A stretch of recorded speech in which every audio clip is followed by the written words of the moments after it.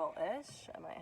I might have to shift. Because this is the Shift Show. Hi, I'm Erica. I'm Em. Did I tell you what I wanted to talk about? Something about a story? Yes, stories. Stories. So stories, this has come up so much because everything... I'm distracted by a bicyclist and his dog. Okay. Everything in the whole wide world is a story. And... Not as cozy as I thought it was going to be. You want to get cozy? You want to get cozy? Yeah. Okay. Okay. Everything is a story. Everything in the whole wide world is a story. Cozy. Oh, that's better. Oh, yeah. Okay. Everything's a story. And Boom. so the two things that really... This is going to be... It's very random. The two things that like really stick out about stories and how everything is a story was I was listening to Se Regalan Dudas, which is a podcast in Spanish that I partially understand because they speak very, very fast. And one of the things that they were talking about is how to get to the point of their dream job, dream position, she got coffee and answered phones for a really long time. And she said, you have to make that sacrifice in order to get to where you want to go. You do? Okay. I was like, wait a second. And you have to work hard, you have to hustle, you have to know the right people, you have to put your time in. These are all stories. So that was like, I hear this story and I'm like, ugh. Mm-hmm. Yeah. And it, we have master's degrees. Mm-hmm. We do. And we have some age behind us. We've had some decades of life behind us. I don't know if you believe time exists. Right. And so we can say that now, like, I'm sure somebody coming out of college is going to be like, yeah, of course that's the story. But that's the story, right? Or you can believe another story. So the other thing, which was, you were there when our friend was saying that if you want to have a baby, if you're from another country and you want to come here to have a baby, you want to have the girl in the United States and the boy in Canada. Why do you want to do that? Because if you have a boy in the United States, there's a possibility that he will be sent to war. Oh, wow. Remember that story? Yes. And I said, well, what if you believe the story that there will be no war, that war will no longer exist, that dissolve. Yeah. Yeah, that it's another dissolving structure. I believe in a world of freedom. Mm-hmm. And where there is no peace. Competition, and where if you need a resource, it's available to you. Yeah. And if you want a resource, it's available to you. It's available to you, and it's not in a greedy way.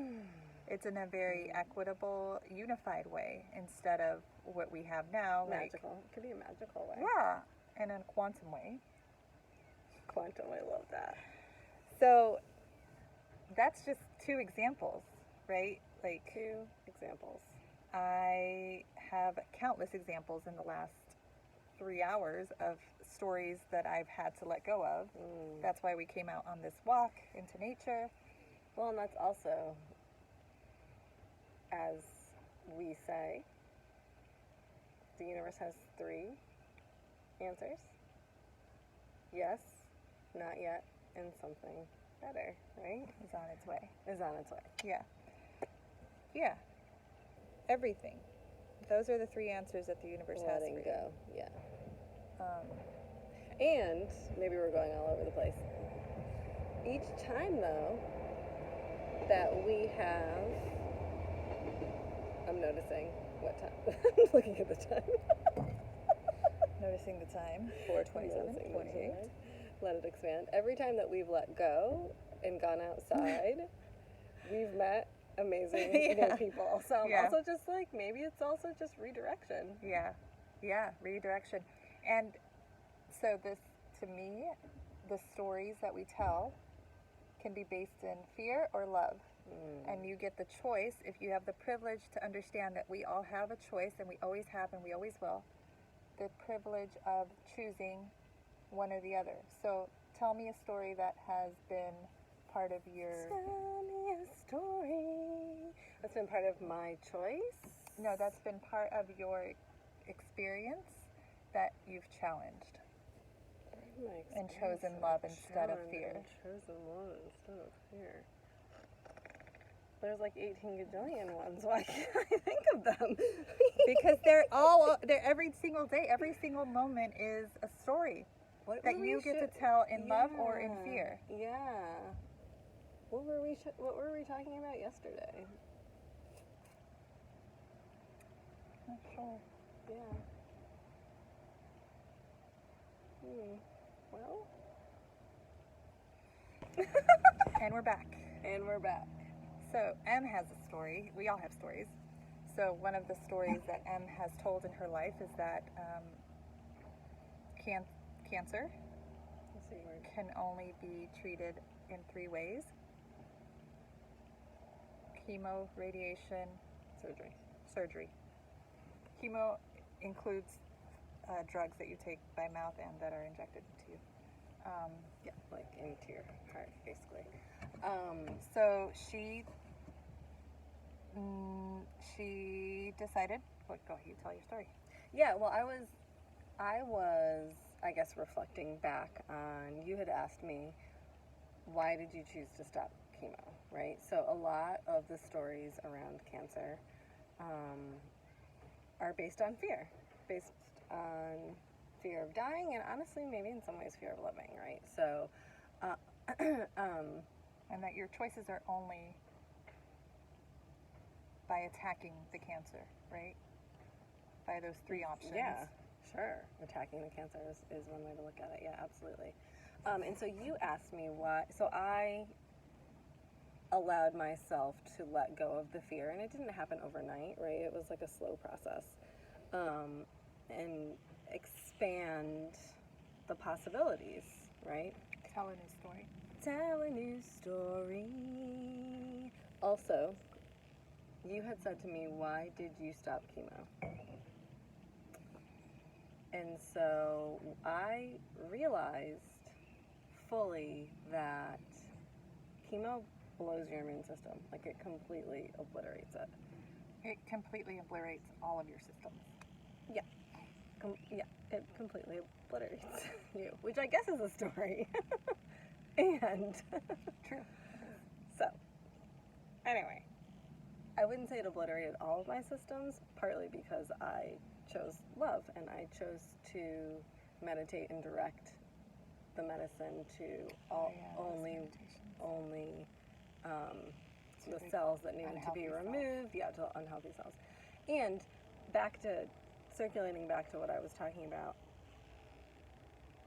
I finally realized that in any sort of dis-ease that you have, right, like your immune system, your body is the most powerful, amazing, powerful vessel, portal, all of that we have. And if chemo was obliterating, or what it's said to do, the story that's told is that it obliterates your immune system, then it made absolutely no sense that when my body needed my immune system the most, that I was destroying it. So, but there was fear connected to, if I don't follow this, then what is there? If I don't follow this, it's what everyone does, right? Mm-hmm. It's not actually follow this, true. Will I die? Yeah. Of cancer. Mm-hmm. And I chose to trust. Yeah. Mm-hmm. And I chose to do options that felt more loving for my body than destroying. That boosted its innate ability to heal. And loved it. Like yummy stuff like appreciating life and foods that felt good and being in my dreams and dancing. That was actually one of the biggest things that allowed me to get back into my body was dancing. Yeah. Well, that's the embodiment of the human experience, right? With movement. Oh yeah. You gotta move. Yeah. Emotions stick here. The issues are in the tissues. These stories that we tell, It's just energy. they're energy that get trapped, right? Stuck. That get stuck. And that's why it's so important to move, to sweat, to dance, to shake, To exhale. Exhale, exhale. Yep. And it's also, so for the story that I've heard a lot lately, and one that I have told a lot in the past year and a half, until each time I just look at my daughter and she refocuses me, is this story that what is happening to this world? Like, where are we going? And that there is this central group that is controlling everything that's happening, and that we're only going down to darkness, into darkness. And to me, It's in my face for that. this is a story that you can tell, and whatever energy you put whatever your attention goes, that's where energy flows, and you can create the most horrific story about what will happen, or you can make from fear, or you can create the most amazing dream world from love. And thank goodness I'm a mother, because Micah has honestly been my saving grace to continue choosing love as a story instead of the apocalypse or the countless other things that people have said and have built a narrative around. Yeah. So that's each story, as minuscule as it can be. My mom does not have a story that food is harmful towards her. It's everything that I base my eating on. And I'm slowly letting go of that story, because it starts as a thought form and then it becomes your reality. And so she does identify some foods as causing migraines, and so she tries to stay away from them. But for the most part, she can indulge. My Aunt Emma is the perfect, the most ideal example of how your thoughts create your reality, and how a story, she has zero idea. She had congenital hypothyroidism, so it kept her brain at about age 5 or 6, and then her stature as about a 10-year-old. And so she's the infinite child, and it's beautiful.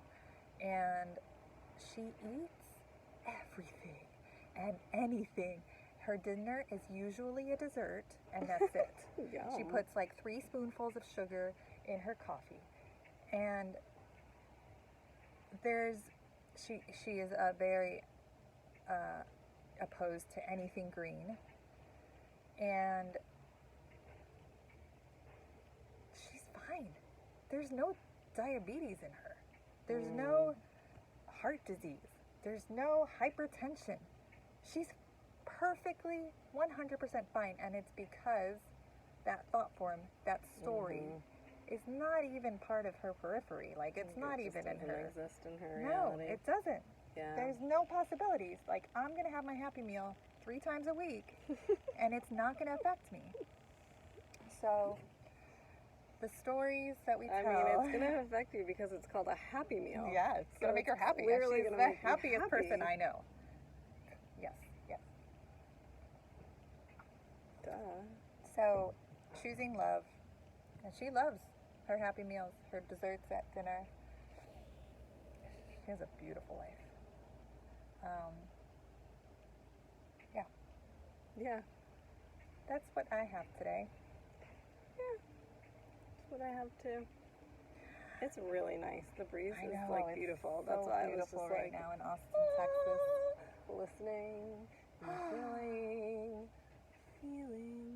feeling good, feeling great. 'Cause I'm feeling good. Oh, that was a different one. Okay, this has been the Shift Show. I'm Erica. Bye. Bye.